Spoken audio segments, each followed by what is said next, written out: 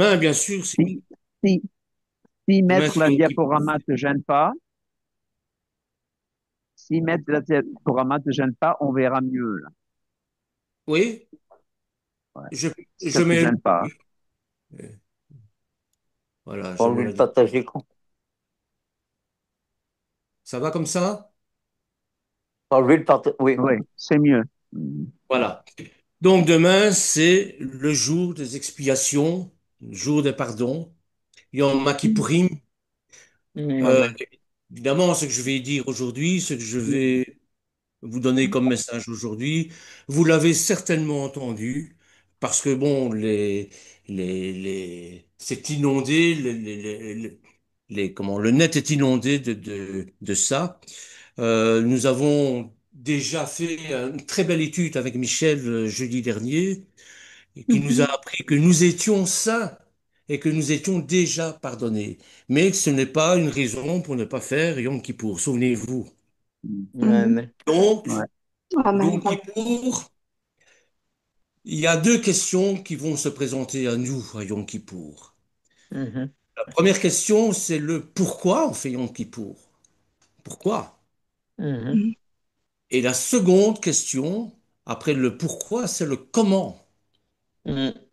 Bon, tout ça, on sait déjà plus ou moins ce qu'on a à dire là-dessus. Mhm. Donc, il y a toujours un rapport avec le péché, avec le pardon. Amen. Et Mm. le peuple se souvient à Yom Kippour de tous ses péchés et demande à Dieu pardon. Mhm. La question qui se pose, c'est pourquoi? Pourquoi il Ouais. faut demander pardon envers les uns et les autres? Pourquoi? Bon, Mhm. en tout cas, moi, c'est la première question que je me pose, c'est pourquoi je dois faire Yom Kippour? Pourquoi je dois demander pardon? Mhm. Et pour moi, c'est la fête de l'Éternel par excellence, parce qu'il y a ce pardon. Mhm. La réponse est simple, tout en étant compliquée. La réponse est que Elohim veut se réconcilier avec nous. C'est la seule et unique raison. Il n'y en a pas d'autre. Pour moi, il n'y en a pas d'autre. La seule manière de se reconnecter à l'Éternel, de se reconnecter à la source, de se reconnecter avec Elohim, eh bien, c'est par le sacrifice de son Fils sur la croix. Amen. Elohim ne peut nous reconnaître qu'à travers le sacrifice personnel, le sacrifice de son Fils. Mhm. On ne me prend pas la Alléluia. vie, c'est moi qui la donne pour vous. Amen. Ce que je veux dire par là, c'est que vous pouvez faire tous les sacrifices personnels du monde Mhm. pour essayer de vous approcher, de vous reconnecter à l'Éternel. Mhm. Sincèrement, ça ne sert à rien. Ça ne sert à rien. Mhm. Le Mhm. Père ne nous reconnaît qu'à travers le sacrifice qu'il agrée. Et c'est Alléluia. celui de son Amen. Mhm. Fils. Est-ce que vous comprenez ce que je dis? Parce que parfois je parle de manière sibylle. Amen. Donc, Amen. ce Oui. jour-ci est le jour solennel le plus observé de l'année juive. Mhm. Pour Mhm. nous, les Talmidim chez Yeshua, pour nous, les disciples de Jésus, de Yeshua, c'est un jour de très profonde signification. Car Alléluia. Mhm. Mhm. Tadacha comprend la mort et la résurrection de Yeshua, comme le Kippour définitif et ultime, le Shabbat Alléluia. des Shabbats. Mm. On va essayer d'expliquer ça, avec mes faibles moyens, bien sûr.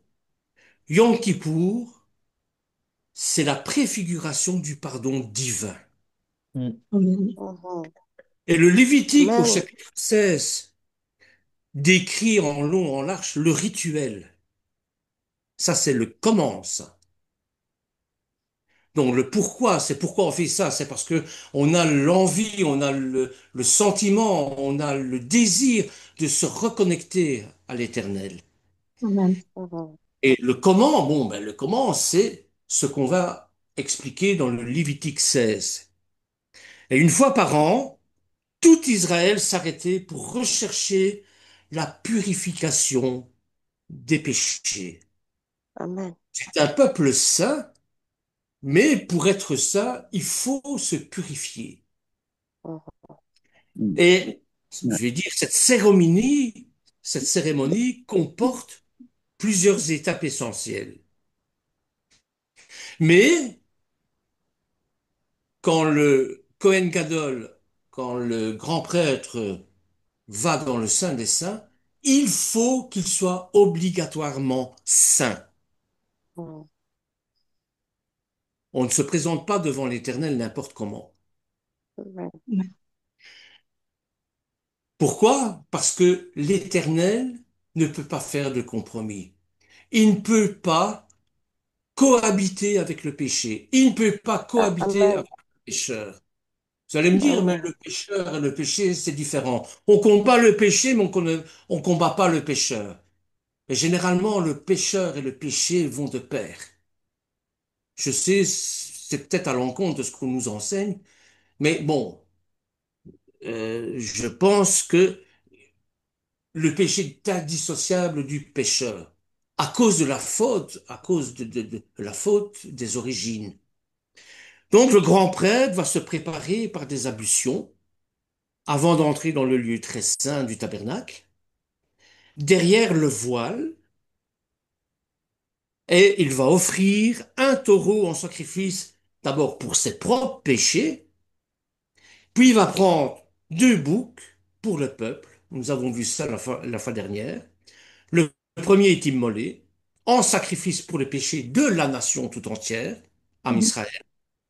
Son sang est aspergé sur le propriatoire. On verra après tout ça, hein, tout ce que ces mots-là vont dire.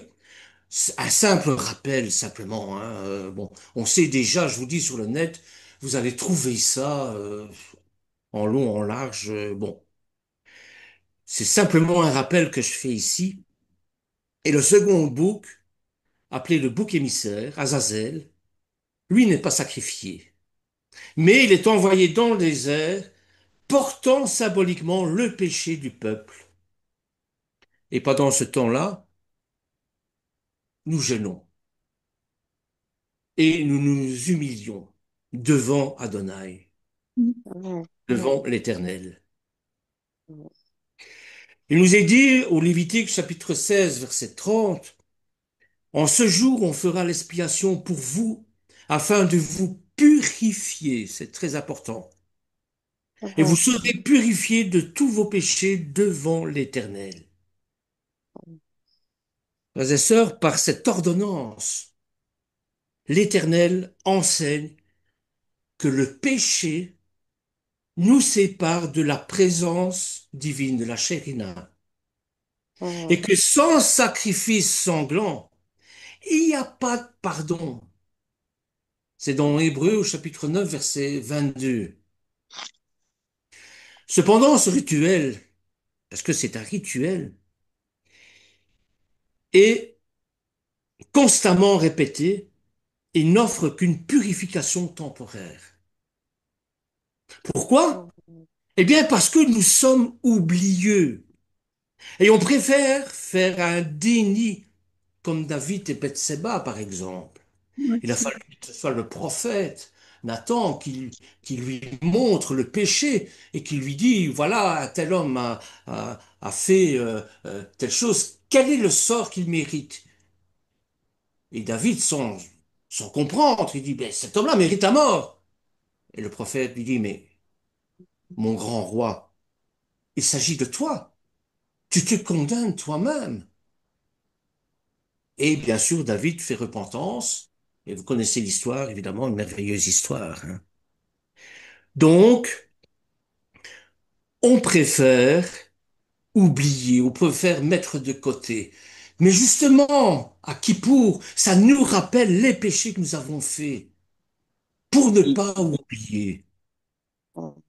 Et le rituel permet de se souvenir que nous sommes pécheurs, entachés par le péché dans le sens de cette coupure avec la présence de Dieu. Mm. Système sacrificiel préparait bien sûr un chemin ou le sacrifice suprême, la fonction du grand prêtre va anticiper le médiateur parfait Mm. entre Dieu et les hommes, mm, Ouais. qui est Yeshua Mashiach. Ouais. Le grand pardon vécu symboliquement dans le Tanakh allait trouver son Mm. accomplissement parfait en Yeshua Mashiach, en Yeshua. Alléluia. Alléluia. Le texte biblique nous raconte les traditions de Yom Kippour. Est-ce qu'il faut qu'on les rappelle ou bien vous les avez encore bien en tête? Non, ça va. Ça va? mm. Bien. Alors, OK. Alors, pour comprendre en profondeur cette fête des expiations, comme à l'habitude, vous savez ce que je fais? Eh bien, moi, je m'attache aux lettres, je m'attache aux lettres hébraïques, aux mm, mots, hein, mm, et mm, nous allons nous pardon. pencher sur les termes et les racines hébraïques. Mm, Ça aussi, c'est un rappel, hein. mm, Kippour vient de kafar, couvrir. Michel nous l'a dit, pas samedi dernier, samedi je dis. aussi. Samedi, jeudi, samedi, il nous l'a rappelé. Ça vient de couvrir. Et la première notion du pardon vient dans Genèse chapitre 6, verset 14, Mm, avec la Tevat, avec l'arche de Noé. De Noé, tout ce qu'on retient, c'est mm. l'arche. Bon, il a fait autre chose, hein, il a fait bien d'autres choses. Et, bien sûr, pourquoi je dis ça? Mm, On connaît l'histoire de Noé, du mm, déluge, de l'immoralité qui régnait dans, à ce moment-là chez tous les gens. Et le Seigneur dit mm, l'Éternel dit à Noach, construis une teva, construis une arche Oh. dans laquelle tu mettras les animaux et tu la recouvriras d'un bois de copher. On ne sait pas très bien mm, ce que c'est, qu'on a traduit par la suite par goudron, hein, parce que bon, un bateau, ça va sur l'eau. L'eau, ça représente les nations, et il faut pas que les nations puissent entrer dans le bateau et le faire couler. Et pour ça, bon, ben, on enduit des planches, de l'arbre, de coffre, c'est-à-dire de goudron, mais coffre déjà a le sens de cafard, recouvrir, mais recouvrir dans le sens de pardon. Et le Tevat que je vous ai mis en bleu, donc, Azé Lera, vous ferez pour vous, Tevat, une arche, on l'a traduit par H, mais Tevat, c'est aussi un mot, le mot parlé, le mot dit. mm,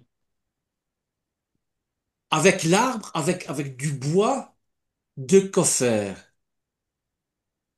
Si j'extrapole, on peut dire, vous vous ferez une protection mm, avec la parole de Dieu. Mm. C'est un peu comme ça, je ne sais pas ce que vous en pensez, mais c'est comme ça que je le ressens quand je le lis. Mm. Ouais. mm, Fais-toi une arche de bois de copher. Tu disposeras cette arche en cellules, tu l'enduiras de poids en dedans et en dehors. mm, Pour comprendre, il faut monter jusqu'à l'origine, c'est toujours comme ça qu'on fait, mm, et on va commencer par Adam, bien sûr, mm, hein, où la dernière lettre d'Adam, c'est bien sûr un même, le même qui va signifier Maïn pour les os, bien sûr, comme un bébé qui se trouve dans le ventre de sa mère. Hein, Maïm, c'est le liquide amniotique. Qu'est-ce qui me mm, fait penser à Ah, ça? Parce qu'il y a un autre mot, je ne l'ai pas indiqué ici, mm, c'est le macom. Le macom, c'est la matrice. La mm, matrice dans laquelle il y a de l'eau, Maïm, qui va faire quoi? Qui va faire naître le Mashiach. Et mm, comment va fonctionner le Mashiach? Eh bien, il va fonctionner avec le Mishkan qui est le tabernacle. mm, Mashiach comme mm, Mishkan, c'est la fonction, je vais dire, messianique, mm, c'est l'œuvre messianique en réalité du salut et du pardon. Et mhm, dans Alléluia. le Mishkan, souvenez-vous de ce que je vous ai déjà dit, Mm. c'est un bref rappel. mm, Dans le Mishkan, vous avez aussi euh, le kaf, le kaf qui donne le nom de Cohen, le prêtre. C'est-à-dire le Mishkan est géré par les Kohanim, les prêtres. Mm. mm, Et dans cette mouvance, je vais dire, du Mishkan, vous avez un instrument, vous avez un ustensile, l'Aaron mm. HaKodesh, c'est, Le tabernacle. voilà, L'arche de l'Alliance. l'arche de L'arche de l'Alliance. l'Alliance, pardon. Hein. Donc, cette arche de l'Alliance sur lequel on est venu mettre un, un couvercle en or pur avec deux Mm, chérubins mm, qu'on appelle le caporet. mm, Ça vient toujours de la racine cafard, couvrir. mm, Voyez? Le caporet, donc, c'est le propiatoire, comme on dit en français, mm, le couvercle de l'arche de l'Alliance. Et Mhm. une fois par an, le Kohen Gadol aspergeait de sang du sang expiatoire, le mm, propriatoire, hein, pour la mm, purification des péchés. Si on fait mm, un peu l'anagramme, avec le mot caporet, mm, on obtient le mot poreket, qui mm, signifie la tenture. Vous allez me dire, mais qu'est-ce que ça a à voir avec le pardon? Qu'est-ce que ça a à voir avec la couverture? Qu'est-ce que ça a à voir avec tout cela? Eh mm, bien, vous allez voir que cette couverture a un rôle essentiel dans le pardon. Alors, Kippour, mm, c'est quoi Kippour? Eh bien, le Kippour, c'est demander pardon. Demander pardon par le kaf en rouge. Le kaf en rouge, ça signifie, comme Michel nous l'a rappelé samedi et jeudi, c'est la paume de la main. C'est toutes les mauvaises actions que nous avons faites, ou toutes les mm, actions que nous n'avons pas faites et que nous devrions faire. mm, Mhm. Toutes les démarches. Le P, c'est la bouche. La mm, bouche, c'est-à-dire les mauvaises paroles. mm, Au lieu de dire de bonnes paroles, on dit parfois des paroles blessantes. mm, Eh bien, le kippour, c'est le pardon des mm, actions, de la bouche. Et d'où vient cette bouche, enfin, ces paroles mm. envers de La reste, tête. Mm, qui est la tête, la mm, pensée. mm, On a souvent de vilaines pensées, même si on ne le dit pas. mm, Voyez? Amen. Et nous avons le vaf. Le vaf, c'est le crochet. Le crochet ou, si vous voulez, le lien entre le ciel et la terre. Combien de fois nous ne brisons pas ce lien mm, par toute une série de choses? Mhm. Eh bien, pour moi, Kippour, ça résume tout ça. Je sais pas ce que vous en pensez, mm, mm. Ouais. hein. Alors, Magnifique. alors, nous venons bien sûr dans, euh, dans l'Ancien Testament. J'aime pas dire l'Ancien Testament, disons dans le Tanakh, Non. Oui, hein. oui, c'est mieux. Mm, amen. Tabernacle Mm, devait amen. être Amen. l'habitation provisoire de l'Éternel, sa résidence, le centre de ralliement de son peuple, Mm, le moyen de se reconnecter à lui. Je vous le disais tout à Ouais. l'heure. Pourquoi je dis ça? Parce que nous avons un Dieu qui n'est pas lointain, nous avons un Dieu qui veut vivre parmi nous, qui amen. Amen. attend parmi nous, Mm, hein. Dans le Shemot, au chapitre 25, il nous est dit que c'est une demeure visible au sein de la communauté. Amen. Ils me feront un sanctuaire. Très bien, ok. Toutes les religions en font. Et Mm, j'habiterai au milieu d'eux. Amen. Et plus mm, tard, Isaïe, au chapitre 66, verset 8, je pense, dira, voilà, voici un signe, une femme, une vierge enfantera un enfant, Mm. Mhm. et tu lui donneras le nom d'Immanuel, Alléluia. Isaïe 9, 6. qui 9, veut 5, dire 9, 6. Dieu est avec nous. Amen. Et plus tard, c'est à ça une qui. vierge, l'ange Gabriel va se présenter et va lui dire, sois heureuse, Myriam, car le Seigneur s'est penché sur toi. Tu vas mettre au monde un enfant.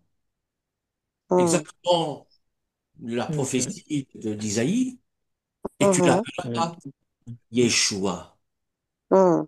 c'est-à-dire le salut. Dieu est avec nous, l'incarnation est déjà mm, prévue à ce moment-là. Voyez? Amen. Alors le Saint des Saints est la partie la plus sacrée du tabernacle. Et le Amen. Saint des Saints est séparé par un rideau ou un voile, mm, le mm, paroquette, Mhm. mm, où seul le grand prêtre pouvait entrer une fois l'an, lors de la Mhm. journée de Yom Kippour, lors de la journée des expiations, pour offrir un mm, sacrifice en faveur du peuple d'Israël. Mhm. C'est ça dans Exode chapitre 26, versets 31 à 33, Lévitique chapitre 16, versets 2 à 34. Hein. Donc, je vous dis, c'est sur le net, vous allez, vous pouvez mm, facilement découvrir tout ça. Les Lévites étaient la tribu d'Israël qui avait été choisie par l'Éternel pour servir dans le tabernacle, plus tard dans le temple de Mhm. Jérusalem, Beth Amikdash. Ils sont mm, responsables de l'entretien du tabernacle, de la garde de mm, l'arche de l'alliance, de l'offrande des Mhm. sacrifices. Ça aussi, mm, vous verrez ça dans Nombre, chapitre 3, versets 5 à 10, dans 1 Mhm. Chronique, versets 23, 28 à 32. Hein, et chaque mm, caste des Lévites avait une fonction bien définie, parce que nous avons un Dieu d'ordre. Nous n'avons pas un Dieu de... Mhm. mm. Oui, amen. Donc voilà, nous allons parler un peu de ce voile qui sépare les pièces. Pourquoi j'aime à parler de ça? Eh bien, il faut de nouveau remonter aux origines. Quand Elohim a créé Adam et Hawa, le chemin vers Dieu, il n'y avait même pas de chemin, je ne devrais même pas dire le chemin. Il n'y avait pas de chemin. Adam et Hawa vivaient dans une communion parfaite avec le Créateur. Mm, mm, Adam et Hawa, c'était la gloire de Dieu, c'était la gloire de sa création. Mais bien sûr, bon, mm, du serpent, les choses ont changé. Ils ont mm, désobéi, et oui, ils n'ont pas respecté le contrat, ils n'ont pas respecté la première alliance qui était de Mhm. ne pas manger de l'arbre de la vie et de l'arbre de la connaissance du bien et du mal. Bon, ils sont passés outre, et puis voilà, la gloire de Dieu s'est écroulée et Elohim les a chassés du jardin d'Éden. Donc c'est désormais impossible de s'approcher librement de Dieu. Impossible. Mhm. mm, C'est un mm, drame épouvantable. Pourquoi? Parce que nous avons toujours ce sentiment du paradis perdu. Pourquoi il y a tant de religions? Eh bien, mm, c'est parce que nous avons ce sentiment du paradis perdu et nous voulons nous reconnecter à l'éternel. Mais c'est impossible. mm, C'est impossible. C'est possible qu'à travers Yeshua. Je suis Amen. et la ouais, vie. mm, Il n'y a que par lui qu'on peut y Mm. arriver. Alléluia. mm, Pourquoi? Eh bien, parce que tous ont été frappés par ce péché.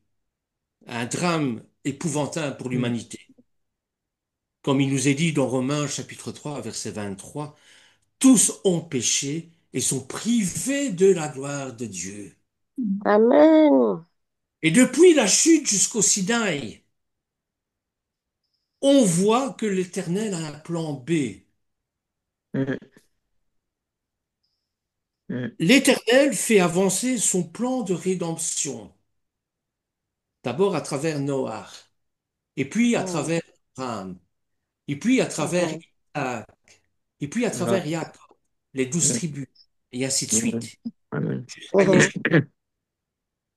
Donc il a délivré d'abord son peuple d'Égypte, l'Égypte qui était la matrice pour former le peuple. mm, C'est c'est un autre enseignement qu'on peut avoir à ce niveau-là aussi, hein. Et mm, puis il les a rassemblés au mont Sinaï pour faire ce contrat de mariage, c'est ketouba, mm, mm, cette alliance avec eux.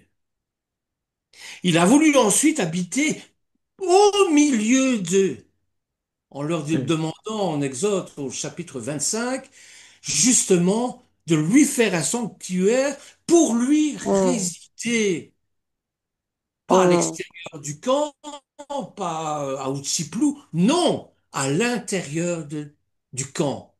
Quand il guidait Amen. mm, les Israélites, le jour il y avait la nuée et la nuit un Amen. feu qui les protégeait. Il Mm, était parmi eux. mm, Donc, pour la première fois d'histoire, l'Éternel a ordonné la construction d'un sanctuaire mm, pour que le mm, Créateur du ciel et de la terre habite au milieu d'eux. mm, mm, C'est déjà un progrès extraordinaire, mm, mm. amen, surtout depuis le drame d'Éden, parce que c'est un drame. mm, Donc, Elohim s'est fait proche à nouveau.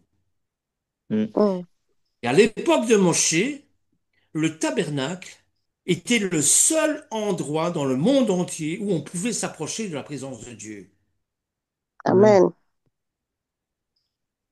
Mais pas n'importe comment. Il y avait toute une série de rites à mm, réaliser, hein. Parce que si vous approchez de Dieu de n'importe quelle manière, regardez ce qui s'est passé avec Ava et Avihu. mm, Pour un feu étranger, c'est cher payé, mais bon, on a un mhm, Dieu, il mm, faut obéir à sa parole. ouais, Mm.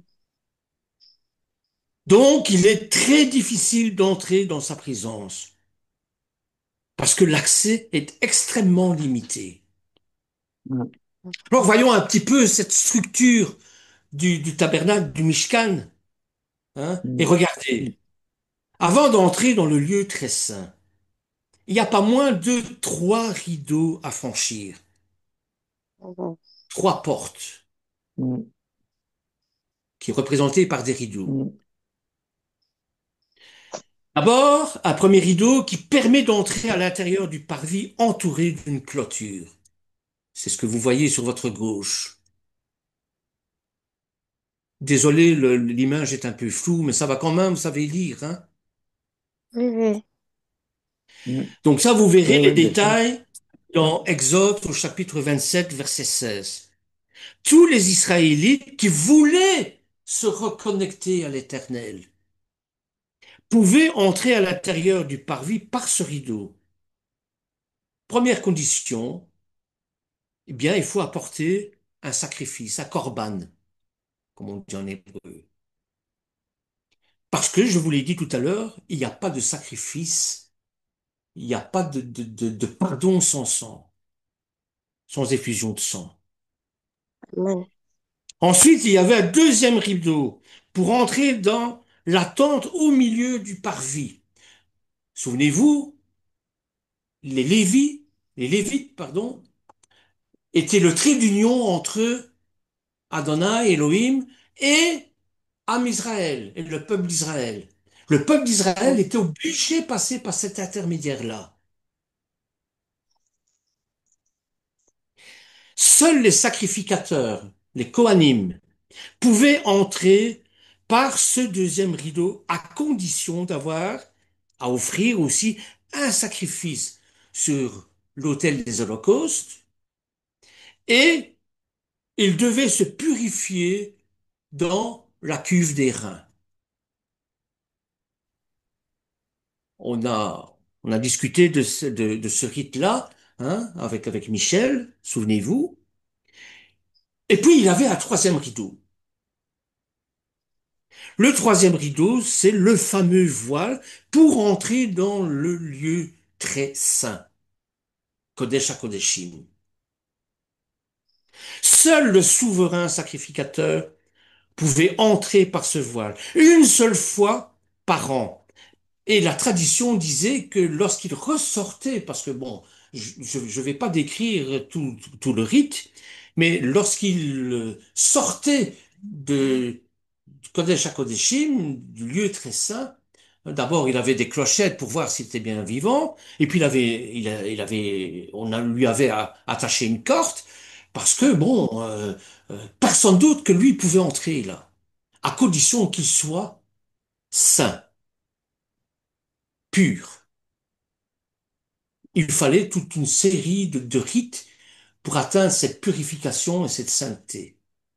Sinon, bon, ben, c'était comme un Viaviou, il était foudroyé sur place. Parce que la sainteté de Dieu tue.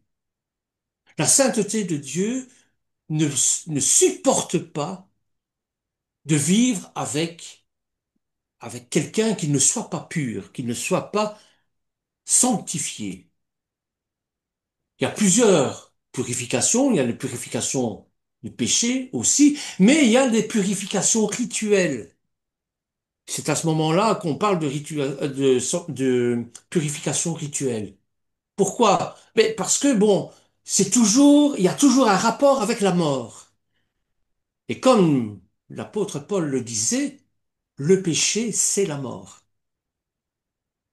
Alors vous avez toute une série de purifications de la femme qui a ses menstruations jusque l'homme qui tombe mort dans les bras de son Kohen Gadol ou de son Kohen. Eh bien, il y a tout un rite parce que ces gens-là ne pouvaient pas, je ne dis pas qu'ils avaient péché. Si je tombe mort dans les bras de Michel, ben, si c'était du temps de Moshe, il ne pouvait pas officier en tant que sacrificateur dans le temple, parce que il était entaché par l'impureté rituelle. C'est pas lui qui m'avait tué, hein. Vous voyez? Enfin, on en discutera peut-être un jour de toutes ces purifications, hein. Donc,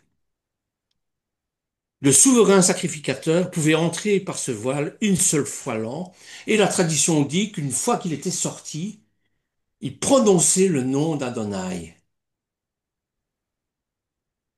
Mais bon, à force de ne pas le prononcer, évidemment, et puisqu'il n'y a que lui qui connaissait la vocalisation du nom, eh bien, bon, ce nom, la vocalisation s'est perdue.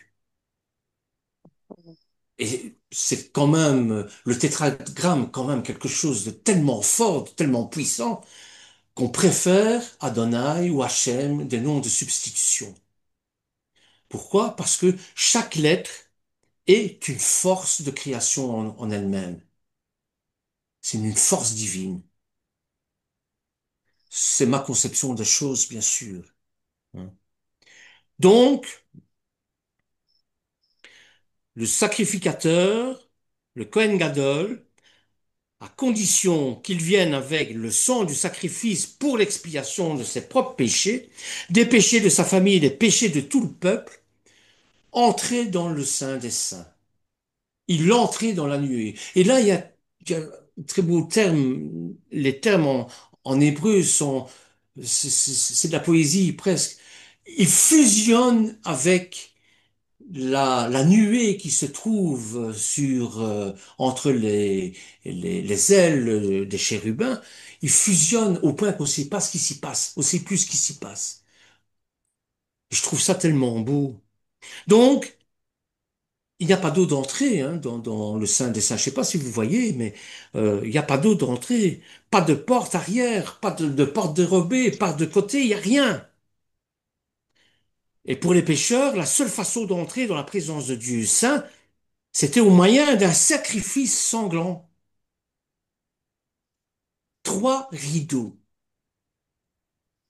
3 rideaux avec les mêmes couleurs d'abord. Bleu foncé. Il y a toute une étude aussi faite sur les couleurs, sur le tissage des vêtements, le tissage des rideaux, et ainsi de suite. C'est très intéressant, évidemment. Mais bon, on n'est pas là pour faire l'enseignement sur le symbolisme des rideaux, des couleurs, et ainsi de suite. Donc, c'est le bleu foncé. Pourquoi ça indique qu'on s'approche du ciel, qu'on rétablit le lien entre la terre et le ciel. Le pourpre qui est la couleur royale. Le rouge écarlate, c'est le sang versé pour les péchés. 3 rideaux soutenus de la même façon par des anneaux en or, ça symbole aussi, par des colonnes en bois recouverts d'or posées sur les socles en métal, des socles en bronze pour les 2 premiers rideaux, les socles en argent pour le troisième, et le sacrificateur détectait visuellement comme ça qu'il s'approchait de la Shekhinah. Il voyait même les chérubins, comme ceux placés à l'entrée du jardin d'Éden pour bloquer l'accès à l'arbre de vie. Genèse au chapitre 3, verset 24. C'est exactement le même symbole. Sur les 2 premiers rideaux, il n'y a pas de chérubins, donc on peut entrer. Mais sur le troisième rideau, il y a 2 chérubins qui nous disent stop, défense d'entrée.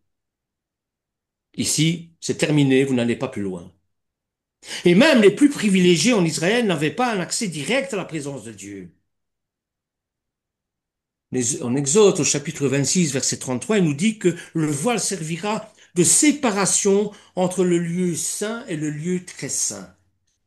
Donc c'est tout un cheminement que Am Israël devait faire par l'intermédiaire des Lévites pour la purification, pour leur purification de leurs péchés.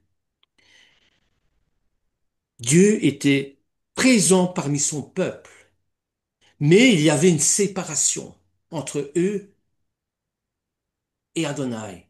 Cette séparation, c'est le péché, la nature pécheresse. La communion de Dieu, la communion directe avec l'Éternel était impossible. Alors pourquoi mettre un voile au beau milieu d'une tente de la rencontre? Eh bien, pour empêcher l'homme d'entrer dans la présence immédiate de Dieu. La Roua Kodesh montrait par là que l'accès du Saint des Saints n'était pas encore ouvert, tant que le premier tabernacle subsistait. J'ai pris ça dans le livre des Juifs messianiques, ou la lettre aux Hébreux, au chapitre 9, verset 8. L'accès n'était pas encore ouvert. Un jour, les choses vont changer. Mais à ce moment-là, au temps de Moshe et d'Aaron, l'accès de la présence de Dieu est fermé. Pourquoi? Et je vous l'ai dit, parce que l'Éternel est parfaitement juste et saint. D'ailleurs, il va le dire dans le Dévarim. Soyez saints, car moi je suis saint. Et si vous Alléluia. n'avez pas cette Mm. sainteté-là, vous ne pourrez pas vous reconnecter avec moi. Pourtant, Moshe, qui était le prophète le plus proche de l'Éternel, ne l'a pas vu de face à face. Et pourtant, l'Éternel parlait paix, PLP, c'est-à-dire de bouche à bouche. Faut pas vous demander l'approche qu'il pouvait y avoir. Mais il ne l'a pas vu. Il ne l'a vu que de dos. Voir Dieu, c'est mourir. Donc les hommes pécheurs ont une dette envers Dieu, une immense dette.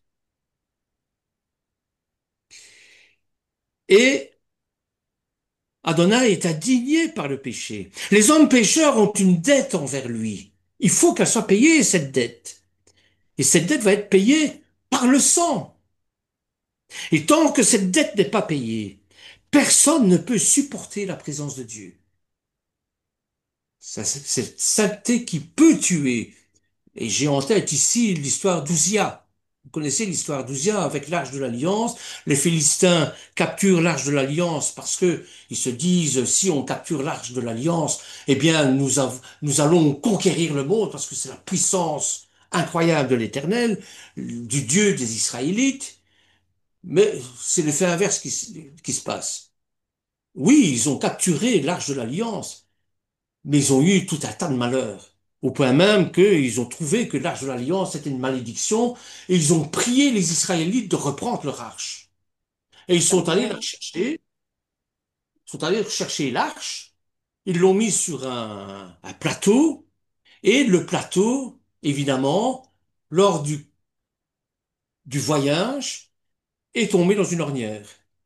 Et l'arche a failli tomber. Et Ouzia, qui avait un rôle bien défini dans le Mishkan et dans le temple, parce que là on est dans le temple, dans le Betamidash, a voulu retenir l'arche.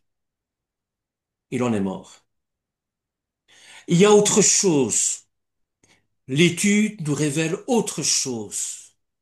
Les désirs secrets d'Ouzia. C'est pour ça qu'il en est mort. Parce que c'est un peu léger, hein, parce que l'arche euh, a failli tomber, on essaye de la retenir et on est tué par ça. Il faut pas tomber non plus dans comment allez, comment ça s'appelle ça, la superstition, hein. Bon, il sait qu'il y avait autre chose en dessous et ça il faut décoder parce que nous avons un Dieu qui ne se laisse pas, enfin qui se livre bien sûr, qui se révèle, mais par décodage. Je sais pas si vous avez remarqué ça. Donc nous savons très bien ce que veut dire avoir honte devant quelqu'un. Quand on a fait quelque chose de vraiment mal, on veut surtout pas que les autres le découvrent. C'est l'histoire de la chute aussi, hein. Adam et Hawa se sont fait des ceintures de figuier, hein, pour se protéger du regard des autres, du regard de Dieu. Mais devant Dieu, on est nu. Donc, et d'ailleurs, quand on fait un- quelque chose de mal, c'est toujours en cachette. C'est jamais devant tout le monde. Mais la vérité finira par éclater et là, ça fait encore plus de mal que de vrai. Donc si quelqu'un découvre ce qu'on a fait, un parent, un frère, un ami, le pasteur, le roué, bon, on désire vraiment se cacher parce qu'on a honte. Alors comment se présenter devant l'Éternel tant que nos péchés ne sont pas pardonnés? On devrait avoir honte. La lumière de Dieu nous rend honteux au point d'être incapables de vivre. L'ancienne alliance est très limitée et très imparfaite. Et les sacrifices d'animaux ne parvenaient pas à apaiser la conscience. Et je me demande si, quand les rabbins vont chercher des caparottes, hein, qui est, je vais dire, la similitude avec ce qui se passait dans le temple, si ça apaise leur conscience. Je ne le crois pas. On ne pouvait jamais s'approcher de Dieu le cœur en paix, dans son shalom. Pas le shalom comme le monde le donne, mais comme Yeshua nous le donne. Ce shalom qui vous dit que vous êtes vraiment pardonné. Amen. La loi ne peut jamais, par des sacrifices toujours identiques qu'on présente perpétuellement chaque année, amener à la perfection ceux qui s'approchent ainsi de Dieu. Et par ces sacrifices, on rappelle chaque année le souvenir des péchés, car il est impossible que le sang des taureaux, des boucs, je dirais des poulets, ôte le péché. C'est dans Hébreux chapitre 10, versets 1 à 4. Au fond, Amen. Les Israélites n'étaient peut-être pas frustrés par le voile, hein, comme j'ai l'air de vous le montrer ici. Ils étaient peut-être soulagés de ne pas avoir besoin d'entrer dans le lieu très saint. Souvenez-vous en Exode au chapitre 20, tout le peuple observait le tonnerre, les éclairs, le chauffard, la montagne fumante. C'est effrayant, plus qu'effrayant.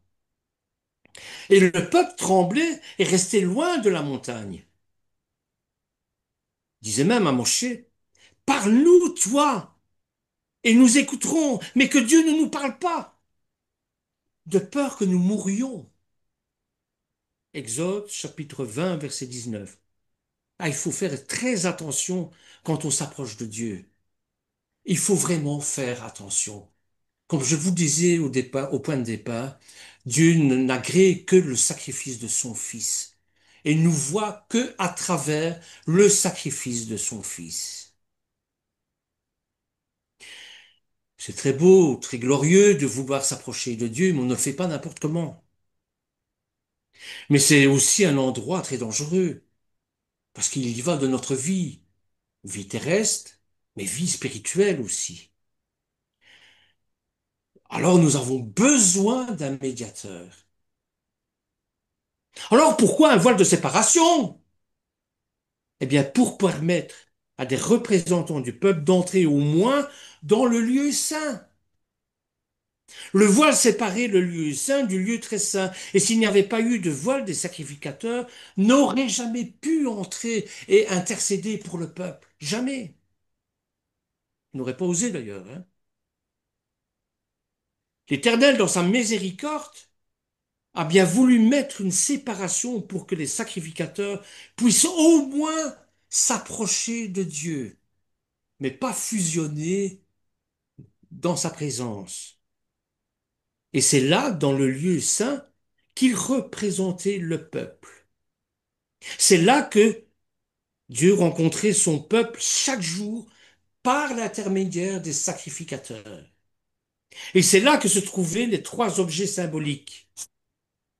Regardez sur l'image, vous avez la menorah, hein, vous avez symbole de la lumière de Dieu, ou la lumière d'Israël devant Dieu, vous avez la temple avec les pains, les 12 pains, symbole de la communion avec le peuple, avec Dieu.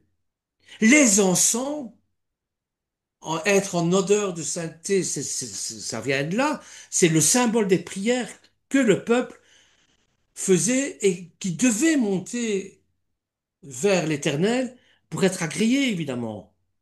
Mais tout ça, c'est incomplet, c'est temporaire. Ce ne sont que des rituels qu'on fait. Mais au moins Israël rencontrait son Dieu. Pas dans sa présence immédiate, mais très proche. Pas directement, mais par la médiation des sacrificateurs. En entendant autre chose, en entendant mieux. Là, vous savez vers où je veux en venir, hein. Le voile était quand même aussi une porte d'entrée dans le lieu très saint. Et une fois par année, bon, le jour des expiations, eh bien, le Kohen Gadol entrait dans ce lieu très saint pour faire l'expiation des péchés. Mais, encore une fois, ce rituel n'ôte pas le péché. Il n'obtenait pas réellement le pardon. Mais il avait simplement qu'à souvenir qu'ils étaient pécheurs. Vous savez, moi, parfois, quand je fais quelque chose de mal, je fais une sorte de déni. À certains moments, j'oublie mon péché. Ah ben, c'est pas bien d'oublier, hein. Il faut quand même que je puisse me rendre compte du péché que j'ai commis. Et ça revient, vous voyez, la culpabilité. Donc, Yeshua Hamashiach va, lui, nous obtenir le pardon. Israël n'avait pas un libre accès vers Dieu, mais au moins il pouvait s'approcher de Dieu le plus possible. Au moins il pouvait percevoir sa sainteté, sa grâce. Le voile avec ses belles couleurs, ses chérubins, le montrait visiblement. Et l'Éternel était vraiment au milieu d'Israël, au milieu de son peuple, pour les conduire et pour les instruire. Et la Roue Kodesh se servait du tabernacle, du Mishkan et du voile pour annoncer de grandes choses à venir. Mais aujourd'hui, nous avons beaucoup mieux. Le rôle et le but du tabernacle, c'est d'abord la réparation, la réconciliation avec Elohim. Israël est conçu pour réparer l'homme de sa faute. Son élection, c'est ça. À travers le tabernacle, à travers le Mishkan, par un korban, on s'approche d'Elohim. Par la Teshuvah, on fait le tikkun, on fait la réparation. Ça, c'est le principe du Mishkan. Mais aujourd'hui, on a mieux, beaucoup mieux. Au moment même où Yeshua est mort sur la croix, un événement absolument incroyable s'est produit. Les gens dans le temple ont été témoins, je vais dire, d'un miracle. Yeshua pousse hein, de nouveau un cri d'une voix forte et rend l'esprit. Yom Terroir, un coup de chauffard. Et le voile du temple se déchire en deux, du haut vers le bas. Le symbolisme de ça est puissant. Vous verrez ça dans Matthieu chapitre 27, versets 50 à 51. Le Mishkan n'existait plus, c'était le temple qui l'avait remplacé. Et au lieu d'avoir un voile, ben, c'était une tenture très épaisse, très lourde, qui séparait toujours le lieu saint du lieu très saint. Et puis tout à coup, Adonai lui-même a déchiré le voile de haut en bas pour montrer qu'un changement s'était accompli. Un immense progrès depuis le Sinaï jusqu'à la croix de Golgotha. Et Yeshua s'est offert en sacrifice pour nos péchés. L'accès vers Dieu est maintenant, l'accès vers Elohim, vers Adonai, est devenu grand ouvert pour ceux qui croient en Yeshua Mashiach. Il nous est dit en Hébreu, chapitre 10, versets 19 à 20, nous avons l'assurance d'un libre accès au sanctuaire par le sang de Yeshua. Accès que Yeshua a inauguré pour nous comme un chemin nouveau et vivant à travers du voile, Amen. c'est-à-dire de sa chair qui a été meurtrie, comme nous l'a dit Isaïe. L'auteur de l'Épître aux Hébreux fait une affirmation révolutionnaire pour les Juifs. Nous possédons maintenant le droit d'entrer directement dans la présence de Dieu. Nous pouvons retourner au Gan Eden. Nous pouvons avoir accès à l'arbre de vie éternelle que Yeshua nous donne et à la connaissance du bien et du mal. Le Da'at, c'est-à-dire cette connaissance, pas livresque, mais cette connaissance, cette relation que nous pouvons avoir avec l'Éternel. Un libre accès au sanctuaire. Un chemin nouveau et vivant à travers le voile, c'est-à-dire par la chair de Yeshua, par son corps sacrifié sur la croix, ressuscité, vivant aujourd'hui devant Dieu. Et nous-mêmes, par la suite, nous allons vivre cet événement-là aussi. Qu'est-ce que ça veut dire pour nous, entrer dans le sanctuaire? Regardez quelle heure il est. Quelle heure il est? 21h06. 21h06, je termine, hein, parce que pour ne pas être trop long. Alors, qu'est-ce que ça veut dire pour nous, entrer dans le sanctuaire? Eh bien, ça ne veut pas dire entrer dans un endroit particulier, comme une église, comme une maison. Il y a des gens qui peuvent entrer dans ces lieux, hein, où nous nous réunissons, bien sûr, mais sans nécessairement entrer dans la présence de Dieu. Or, c'est ce que nous essayons avec nos églises maisons, avec nos kéhilotes, hein, c'est d'entrer dans sa présence. Et après sa mort sur la croix, Yeshua est ressuscité et il est monté au ciel. Et je termine par Hébreux chapitre 9, verset 24, qui nous dit, car Christ n'est pas entré dans un sanctuaire fait par la main d'homme, imitation du véritable, mais dans Ouais. le ciel même, afin de se Amen. présenter Alléluia. maintenant pour nous, pour nous devant la face de Dieu. Voilà, frères et sœurs, ce que j'avais envie de vous partager, à cette veille de Yom Kippour. Je vous souhaite d'ores et déjà un Yom Kippour Sameach, même si c'est avec la contrition au cœur que nous allons, et le jeûne, que nous allons aborder cette fête, mais c'est une fête quand même, parce que nous avons la chance, justement, de nous rendre compte du péché et de faire le tikkun, et de savoir que nous sommes sauvés et que nous sommes pardonnés par Amen. l'acte de Yeshua qui est monté sur la croix, qui a versé son sang pour nous. Amen. Voilà. Amen. Amen. Bernard, Amen. le passage d'Ésaïe, c'était Ésaïe 7,14. Hein, Ah, si le Seigneur pardon. vous donnera un signe, voilà. C'est Et ça, oui, oui. j'avais, avant de laisser les autres parler, hein, est-ce que les rabbins apportent certaines lumières sur le rideau qui était très épais et jusqu'à présent, personne n'a su expliquer comment le Kohen Gadol, le grand prêtre, rentrait dans le Saint des Saints. C'était C'est ça. tellement épais, on ne sait pas. Donc, est-ce qu'il y a de nouvelles choses, des éclaircissements à ce sujet? Mais Michel, disons, tu as volé ce que je voulais dire, hein?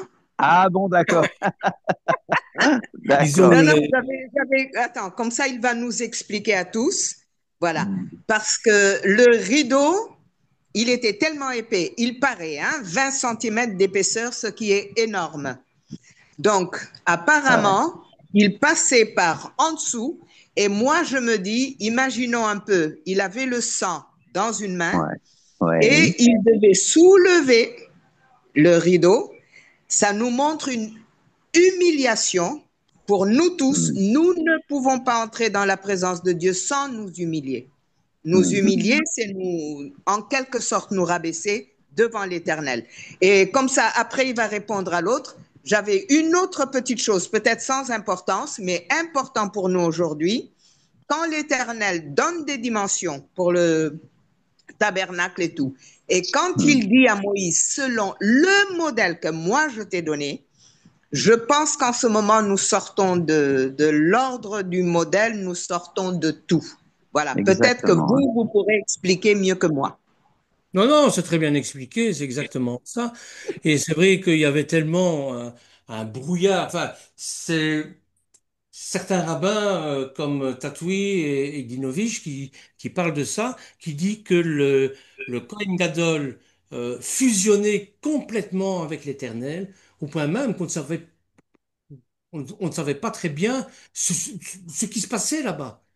Ouais. Mais selon eux et selon le texte biblique, selon l'hébreu, eh bien, euh, comme Yeshua a dit, mon Père et moi sommes un, le Kohen Gadol devait faire un avec l'Éternel à ce moment-là. Donc, Et en plus, il n'y avait pas de lumière. voilà, Comment Ouais. est-ce qu'il voyait? Tu vois, bon, il y a beaucoup de choses qui restent mystérieuses voilà. et Donc, surnaturelles, en fait. On entre dans le voilà, c'est domaine ça. surnaturel. C'est ça. Il y a beaucoup d'ombres, Ouais, pour nous qui sommes un petit peu trop matérialistes. Mais avec les yeux de la foi, certainement, bon, ben voilà, ils voyaient ou, enfin, je ne sais pas. Voilà, je sais pas, je ouais. reconnais, je sais pas. Il nous Les choses, éclairera, alors. les Voilà. choses cachées sont à l'Éternel, les choses révélées nous appartiennent. Nous appartiennent. Ouais. Amen. C'est vraiment du surnaturel. C'est le C'est ça. domaine Ouais, du surnaturel. ouais, Le gars, il a le sang, comme Sylvia l'a dit. Le rideau est épais. Il a des clochettes, gling, gling, gling, gling, gling. Il y a une corde ouais. et il Voilà. arrive à passer. Donc, c'est vraiment surnaturel. C'est pour ça que je dis qu'on Surnaturel. rentre dans le domaine du prophétique. Voilà, Le c'est ça. parvis, le parvis, c'est l'évangélistique. Oui, Le, le lieu saint, c'est c'est le didactique, c'est-à-dire l'enseignement. Et Enseignement, là, maintenant, c'est le prophétique, c'est vraiment le surnaturel. Voilà. voilà. Bon, S'il y a quelqu'un d'autre qui veut ajouter une suggestion ou Non, moi, je voulais juste, merci beaucoup, vraiment, Bernard, toujours pour tes enseignements. C'est amen. vraiment édifiant. Vraiment, on est concentré du début à la fin, bouche ouverte. On est là, on attend, on boit des paroles. Vraiment, gloire à Dieu, gloire au Seigneur pour t'équiper de cette sorte. Donc, c'est génial que ça continue. Et Amen. je voulais demander, du coup, c'est quand qu'on commence le jeûne? Parce que moi, je croyais que c'était jeudi. Alors, c'est demain soir, Mercredi. au Demain demain, coucher soir, du soleil. demain Oui. soir au coucher du soleil et après jusqu'au Voilà. lendemain soir au coucher du soleil. On fait voilà. 25 à 26 heures. Oui, Pour ceux ça, qui ouais, veulent et ça, qui peuvent, hein. ouais. Oui, oui, oui. Ouais. En fait, Ok. les jours ne commencent jamais le matin comme chez nous, mais toujours la veille au Oui, soir. oui, oui, ça, je savais. Ouais. Ok. Voilà. Donc, ouais. D'accord. Ok. Et Et une autre je chose? peux profiter, je peux profiter Oui. concernant le jeûne. Ce sera Hmm. pour ceux qui veulent le faire. Oui, oui. Et nous, on se réunit jeudi à 18h45. Comme ça, le chauffard qui va rompre le jeûne nous trouvera ensemble. Ah, génial. D'accord? Trop bien. Voilà. Et donc, Trop cool. ce Ouais. que je suggère ce jour-là, c'est qu'on fasse un temps de confession personnelle, bon, sans détail, hein, confession pour nos péchés personnels, pour nos familles, pour nos pays, j'aimerais compris pour les nations, Hmm. Hmm. Amen. pour la Nos Belgique, la dirigeants, France, oui. l'Europe, le Amen, Sénégal, amen. le Oui. Cap-Vert. Amen, amen. Et le chauffard du jeûne, on fera tout pour l'entendre, qui rompt le jeûne, donc qui montre que c'est la fin Hmm. du jeûne. Voilà. Amen. C'est parce que tu as Super. parlé du jeûne que j'ai insisté, mais Beau je te laisse programme. continuer. Excuse-moi. Ah ben oui, moi je t'avais dit que je te demanderais hein, quand ce serait. Je voulais être sûre, D'accord. pas me tromper. Et la dernière chose, c'est tu parlais de rituels, Bernard. Yom Kippour, est-ce qu'il y a des rituels de purification dans l'eau, dans le mikvé, des choses comme ça ou pas? Non, non, non. Non, D'accord. Ok. Non. Non, parce que je trouvais ça drôle. C'est un clin d'œil parce qu'en fait, c'est vraiment peut-être le Seigneur qui veut que je découvre peut-être voilà la culture un peu plus, comme d'hab. Mais parce que j'avais marqué il y a très très longtemps une visite d'un mikvé à Montpellier du Moyen Âge et j'y vais demain. Et j'avais pas fait gaffe à l'époque que c'était le jour de Yom Kippour. Donc je me demandais s'il y avait un lien, si voilà, quand j'y serai demain, bah, si je pouvais bah, penser à. Mais, rien ne t'empêche de prendre ta bon bain dans le mikvé, ouais. hein. Je Mais vais leur les, demander si je peux. mais Bernard, les Kohanim se lavaient quand même, se Oui, Ah, purifier par l'eau dans ce vérifier. bassin, d'accord, dans C'est d'accord. ça. cette Dans cuve d'airain, là. la cuve des Même reins, pour Yom Kippour.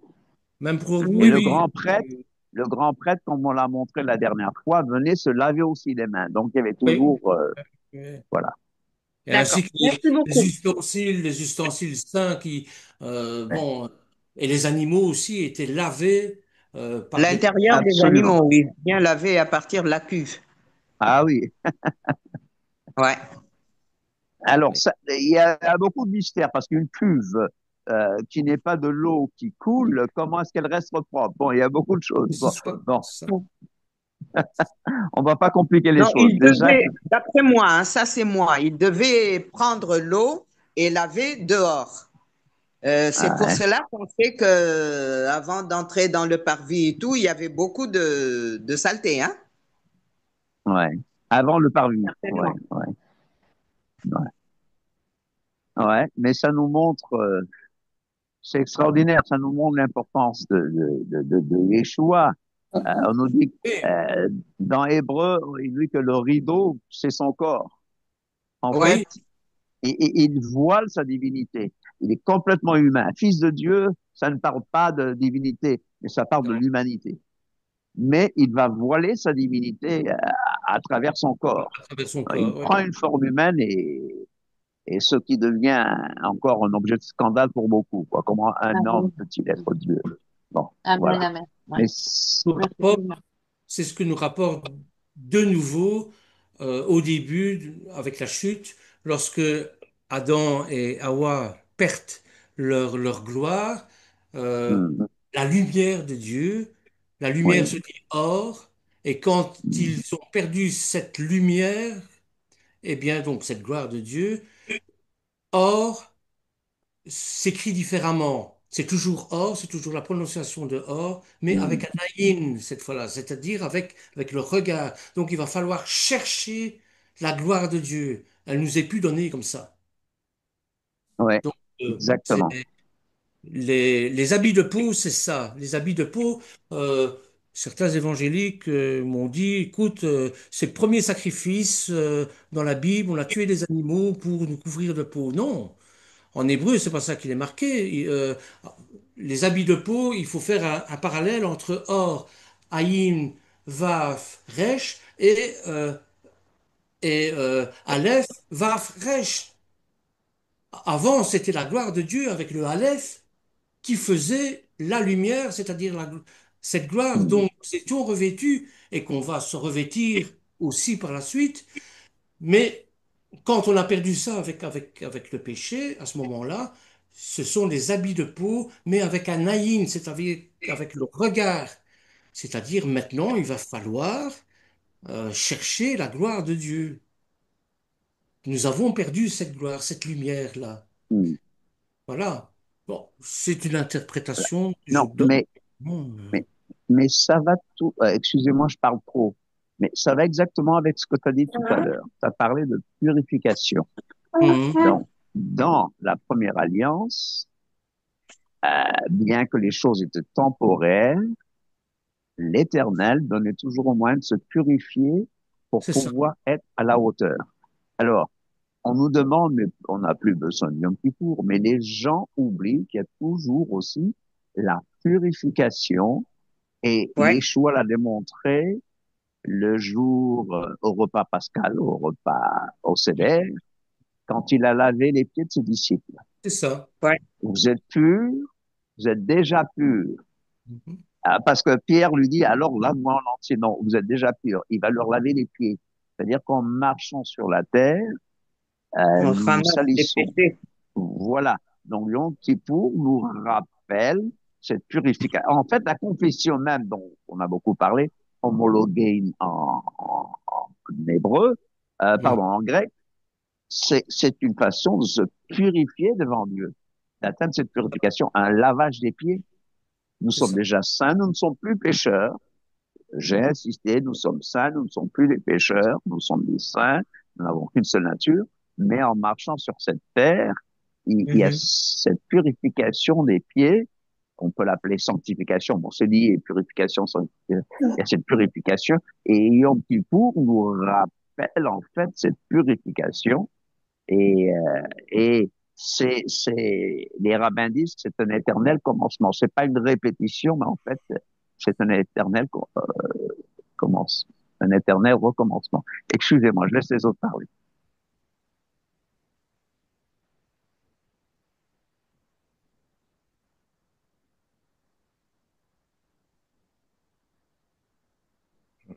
Il y a des messages qui sont Oui. intéressants, je crois, en chat. J'essaie de les lire, Ah oui. euh, je Ouais, parle. merci Michel pour ce rappel. Oui, la D'accord. purification, la sanctification, oui, oui. Peut-être aussi des objets, comme Mhm. le Cohen Je- faisait, il purifiait beaucoup les objets. Il y a peut-être une Oui, dimension matérielle aussi, des objets qu'on peut avoir chez nous, des vieux Bien Non, DVD, sûr. dans, des dans, CD, non? Des vieilles choses, dans, pas non. forcément. Gloire à... c'est-à-dire, il y a des choses D'accord. dont on doit se débarrasser. Voilà. Ouais. Il y a des choses qui n'ont rien à faire chez nous. Mm. Il y a Là, des c'est choses l'occasion, vraiment voilà, qui n'ont pour... rien à faire chez nous. Mais on va pas Mm. devenir comme les prêtres catholiques Non. qui bénissent les bateaux, les voitures, etc. Et on a déjà fait ça une fois. On a pris de l'huile, on a oint toutes les chaises de notre lieu de culte. On a fait ça, mais ça ne doit pas devenir des rituels ni des habitudes. Tu vois? Mm. Mm, mm. Donc, Non, je euh, parlais pas de, non, je parlais pas d'oindre avec de l'huile. Je parlais si dans nos placards on pouvait avoir une revue un peu avec des trucs pas forcément. Vous voyez, des jeunes des il fois faut ils ont des jeter, il faut mangas, jeter. des trucs un peu Et diaboliques. Voilà, voilà. Et un là, peu il faut de- Ça, il jeter, il faut faut jeter jeter, et oui. même brûler. Je sais Voilà. que Ouais. ma Je mère, des suis fois, elle avait des d'accord. livres pour un auteur qui était pour l'avortement, des choses comme ça. Donc, bon, voilà, il y a des trucs peut-être à vérifier aussi dans nos affaires. Voilà, je pense. Maintenant, moi, je suis d'accord qu'on purifie certains objets pour la sanctification afin de la consécration, de les consacrer à l'Éternel. Si je prends une coupe ou un verre, eh bien, si je le consacre, d'abord je le purifie, je le consacre pour le kiddush messianique, je ne m'en servirai plus pour autre chose que pour le kiddush messianique, parce que ça appartient à l'Éternel. Mais Exactement. c'est moi ça. Mais Bernard, c'est drôle parce que sans le savoir, je l'ai fait automatiquement. C'est un verre que j'ai pour boire mon vin, mon jus de raisin. Et à chaque fois, des fois, je me disais, bah, je vais m'en servir pour autre chose. Non, et j'avais un blocage. Et l'autre fois, pareil pour le petit truc où je mets la bougie, le bougeoir. C'est Sans ça. faire exprès, j'ai pas, il y a un truc qui est tombé dedans, j'étais pas bien, j'ai lavé, mais j'ai jamais appris ça nulle part. C'était vraiment une intuition. Donc, tu vois, comme quoi. Ouais. Voilà. Bon, il y a des questions ici. On jeûne à partir de demain soir, mercredi, à quelle heure? Coucher du soleil, hein, Heure de Paris, je crois que c'est 19 heures. Ça doit être 19h30. 19h20 en ce moment. 19h30, je crois. C'est 19h30. C'était 19h32 la semaine passée, donc on est à 19h30, d'accord. Au oui. coucher du soleil, 19h à 20h jeudi. Très bon message, Bernard. Merci beaucoup. Je vous en prie. Désolé, j'ai un problème de Et- réseau. D'accord, ok. Je lisais, hein. Ah bon, d'accord. J'apportais pas les réponses, je lisais. Toute la gloire est pour l'Éternel, hein. Bon. Ouais, voilà. Et toi, Lisiane, tu n'as pas un petit message à nous adresser ou... Mais par rapport au fait que le Kohen Gadol ben, devait quand même avoir une sacrée agilité pour passer dans le lieu très saint, ben, je pense que ça fait vraiment partie de... Enfin, on doit croire sans spécialement avoir vu, parce que c'est voilà, c'est comme ça, on croit ce qu'on ne voit pas. Et ça fait Ouais, partie de... On ne voit pas Hachem, mais la on le foi, ben croit. oui. On ne comprend pas toutes ces lois, mais on y croit. Et donc, ben, ça fait partie des choses qu'on doit croire sans trouver une vidéo YouTube qui va nous démontrer comment il passe en dessous du rideau. Oui. Voilà, c'est croire. Oui, il ne faut pas être Thomas, quoi. Il ne faut pas être des Thomas. Voilà, nos parents faisaient parfois des choses qu'on se disait, waouh, comment est-ce qu'ils ont fait ça? Comment est-ce qu'ils peuvent réussir à faire ça? Comment... Ou encore maintenant, on va dire, tiens, maman, comment tu pouvais faire des choses comme ça? Mais voilà, on croyait bien que c'était elle qui l'avait fait, que c'était quelque chose de... Voilà, et c'est comme ça qu'on doit agir avec le Seigneur, comme avec nos parents, c'est croire ben, qu'ils font des choses extraordinaires et voilà, c'est comme ça. Et le Il n'y Seigneur a le dit pas, lui-même, hein. Le il y a Seigneur pas l'a dit. d'explication, pour moi, il n'y a pas d'explication à chercher à certaines choses comme ça, ben, parce que voilà, c'est le Seigneur, donc forcément, il va faire des choses formidables, incompréhensibles, et voilà. Bon, quand on dit que Yeshua a jeûné 40 jours et 40 nuits, hein, on suppose que c'est sans eau, donc ça ne peut être qu'un jeûne surnaturel. Donc on rentre dans un Ouais. domaine autre que le domaine purement physique. Hein. Donc Mm. Oui. voilà. Ah oui, parce que bon, c'est Mm. pratiquement impossible de jeûner Ouais. 40 jours sans eau. Au bout de 3 jours, que vous vous On déshydratez. meurt. Enfin, il y a des Normalement, affaires 3 jours, parmi on nous. meurt. Ouais. Voilà. Ouais. Euh, Ben, c'est bien un peu la preuve que le corps, en fait, se met en stand-by parce que c'est vraiment l'âme qui doit être au centre de l'attention, c'est l'âme qui doit être au centre allez, de cette purification, de tout ça. Et je veux dire, voilà, on laisse un peu notre corps de côté pour s'occuper de notre âme, quoi.